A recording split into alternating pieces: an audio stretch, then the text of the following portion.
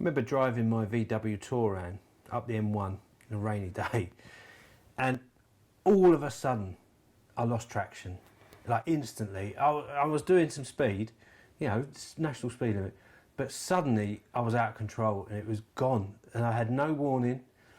I had no kind of time to prepare for it. It was just, here it is. And thankfully the car righted itself and I kept moving straight. It turned out that traction had gone on one of my tyres, grip had gone, and also the wheels were out of line. So I was almost, you know, crab walking down the motorway. I'd neglected to check the tyres and the grip that I had on the road. And this one for us is just reminding us that traction in life and grip is so important, and you know, looking out for blokes, isn't it? Again, if you lose your grip on life, then there's only one way it's going to go. Yeah. And you know, before I go on holiday, and as you know, I tow a caravan. Yeah. But before I go on holiday, I will check tyre pressures, oil, water, everything, because obviously my vehicle has got to keep us safe. And in our own lives, we have got to go through those checks as well. Yeah. So you don't lose grip. If you lose grip, and then, as you say, you've lost control of everything. And I think one of the struggles for guys that are in our network and orbit, if you like, is that we see guys get isolated. And once you get isolated, it's a lot harder to know you need to make those checks, or be reminded that you need to make those checks. And particularly, you know, as a Christian guy, you know, we see men who show interest in faith and then suddenly get isolated. And it really is a factor, isn't it, that once you get split from the pack, you will struggle. Yeah. Well, I mean, that's why we encourage guys to meet, isn't it, and to come together and stay sharp in their faith. I mean, it's the illustration about the coal fire, which probably everybody knows. You know, you've got a nice hot coals.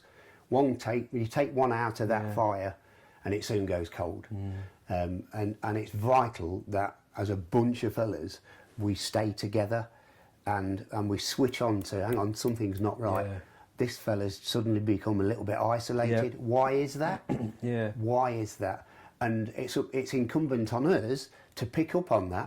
Why is my mate, I haven't seen him for 3 weeks in church, and he's not been in touch. Why is that? Is he okay? I'm going to put a call into him. Yeah, that's important, mate, isn't it? And it's having that awareness that this guy's not checked in. I need to chase him up. Yeah. I went to join the military for a while, and it was definitely a rose-tinted glasses thing. You know, I looked and thought, this looks incredible. Partly because the guys I was talking to had something I didn't. They had a band of brothers that would die for them.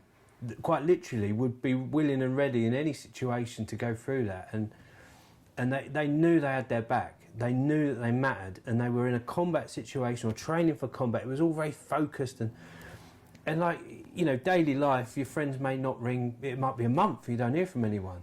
And now I'm as guilty. Don't pick the phone up always, but it felt like we weren't contending for anything as Christian men. And I think that's why I love the men's group I'm in, because we are contending. It matters to us, and we do have each other's back, and that's something blokes are missing, isn't it? Yeah, and the illustration I can give with my background in the police is in a riot situation. We have a 5-man shield group. Yeah. So there's 3 guys with shields and 2 backup men, and your backup men are as important as the guys holding the shields, because you've all got a role, because they're your eyes. Yeah.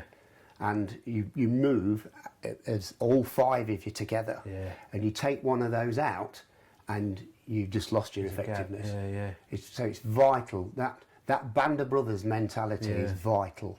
It is of paramount importance. I can't stress how important it is.